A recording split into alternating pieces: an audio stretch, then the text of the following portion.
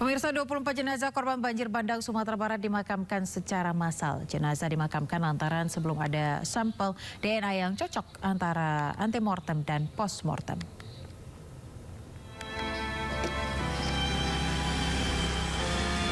Mobil ambulans yang membawa 24 jenazah satu persatu tiba di areal pemakaman di kawasan Bungus, Teluk Kabung, Kota Padang, Sumatera Barat.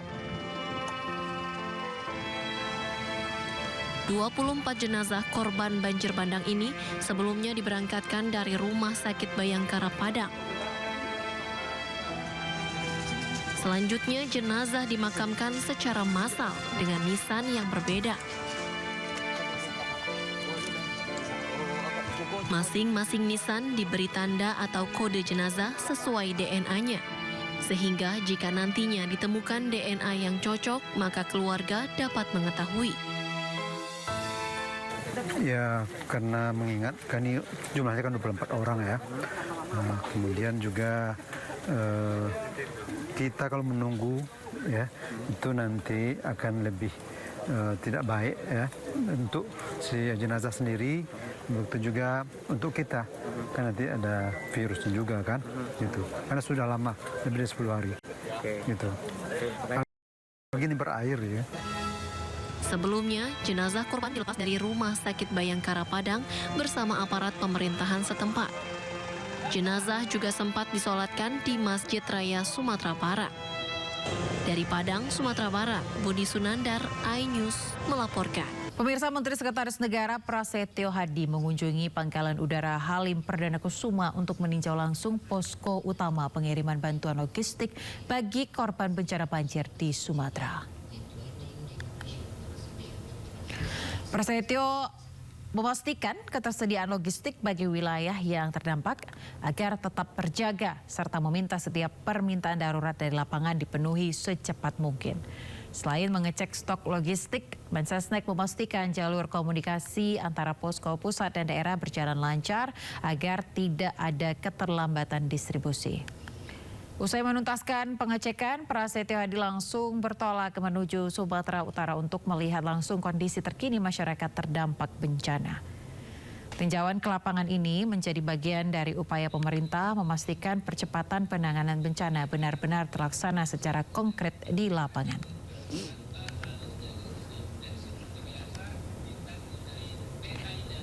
Pemirsa, Bakamla RI mengirim 70 ton bantuan kemanusiaan untuk korban bencana di Sumatera yang diangkut kapal negara Pulau Nipah 321 dari dermaga 99 Batu Ampar Batam menuju Lok Sumawe, Aceh. Bantuan yang digalang Bakamla RI sebagai bentuk keprihatinan atas musibah banjir di Sumatera, di mana aksi penggalangan bantuan ini mengerahkan seluruh jajaran. Tidak hanya melalui unsur operasi, keluarga besar Bakamla juga menggalang bantuan dengan menggelar Bazar Peduli Sumatera dan membuka donasi dari seluruh personel Bakamla di penjuru Indonesia. Gerakan spontan ini berhasil mengumpulkan donasi sebesar 200 juta rupiah untuk diserahkan kepada masyarakat terdampak bencana. KN Pulau Nipah 321 membawa berbagai kebutuhan mendesak meliputi pangan, sanitasi, dan kesehatan, serta perlengkapan bayi dan wanita. Ini menjadi bantuan kedua yang dikirim Bakamla setelah sebelumnya memberangkatkan KN Tanjung Datu 301. Mewakili Bapak Bakamla RI menyampaikan bahwa kami mendapatkan bantuan sosial dari seluruh kelembagaan, organisasi, masyarakat yang ada di Batam dan sekitarnya ini, yang nantinya akan kami salurkan ke Sumatera, di Lok Sumawe. Kurang lebih 70 ton, termasuk bahan makanan dan pakaian-pakaian layak digunakan. Dan semua sudah dalam kondisi siap. Sudah pakaian layak itu sudah kita laundry, sudah disiapkan dengan baik, dipak dengan baik. Kemudian makanan-makanannya juga sudah kita rapikan. Seluruh KN Pulau Nipah yang kita gunakan, yang diperintahkan oleh Bakamla RI ada 2, KN Pulau Nipah dan KN Pulau Dana nantinya akan menyalurkan seluruh bantuan sosial yang datang dari wilayah Batam ini kepada yang berhak di Sumatera. Nanti kita akan merapat di Pulau Sumawi. Memerlukan waktu kurang lebih 2 hari sampai dengan sana. Nah, kita juga dikawal dari tim Basnas. Pasca bencana banjir bandang, pemirsa, Kota Lintang, Aceh Tamiang masih mengalami kelumpuhan. Ya, beginilah kondisi Kota Lintang, Aceh Tamiang hingga hari ini.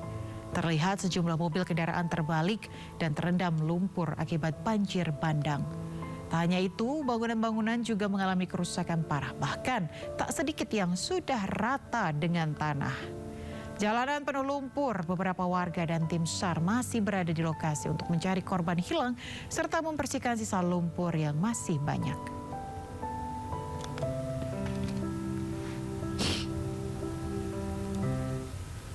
Ratusan warga berjalan kaki puluhan kilometer demi dapatkan bantuan. Memikul beras dan minyak, ratusan warga Bener Meriah Aceh berjalan kaki puluhan kilometer demi keluarga agar tidak kelaparan pasca banjir longsor.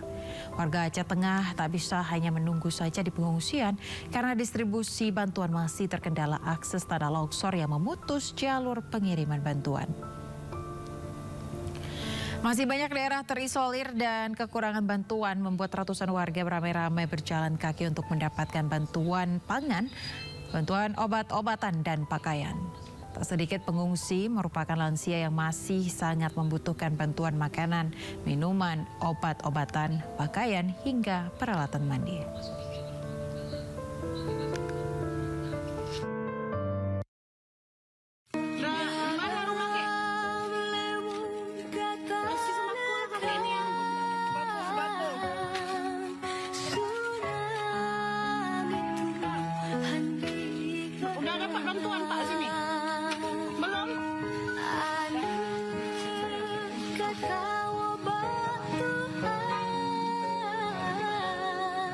Ya Pak, jadi Pak.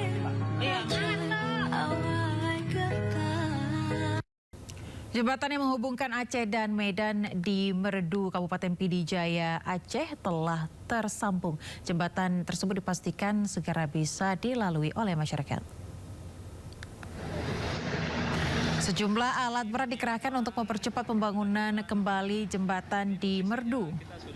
Posisi material tanah dan bangunan juga telah dipasang untuk meningkatkan kekuatan struktur sambungan setelah jembatan benar-benar aman dilalui kendaraan. Pengerjaan jembatan tersebut dilakukan dengan mengerahkan personel dan alat berat. Diharapkan pemirsa, mobilitas masyarakat dapat pulih kembali setelah jembatan tersambung total. Percepatan ini dilakukan sebagai upaya pemerintah dalam memulihkan konektivitas antar wilayah pasca bencana. 15 cm. Semoga besok sudah bisa kita lalui. Aksi heroik personel Polres Gaya Lues Aceh berjuang membangun jembatan penyeberangan darurat dari Kawat Baja di atas derasnya air sungai.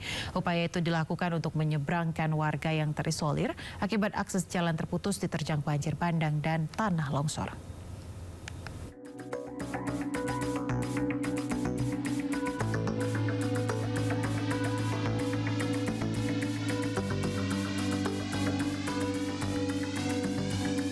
Inilah keberanian Bribka TM Syahputra berjuang keras membangun jembatan penyeberangan darurat dari Kawat Baja di Kecamatan Tripejaya, Aceh. Dengan bergelantungan pada tali Kawat Baja, Bribka Syahputra berusaha menjaga keseimbangan untuk memasang jembatan darurat bagi keselamatan warga. Namun ia sempat terjatuh ke sungai yang berarus deras. Beruntung ia berhasil berenang dan menyelamatkan diri ke tepi sungai.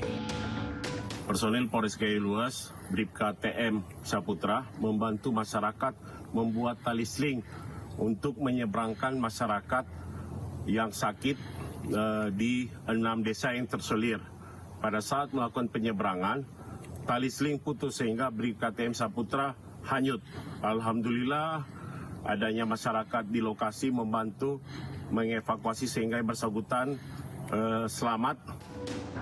Berkat tekad kuat dan perjuangan tak kenal lelah, akhirnya jembatan sementara dari Kawat Baja berhasil diselesaikan personel Polres Gayo Lues. Jembatan darurat menjadi penyelamat bagi warga yang terperangkap bencana. Dari Kabupaten Gayo Lues, Aceh, Medi Arjuna, iNews melaporkan.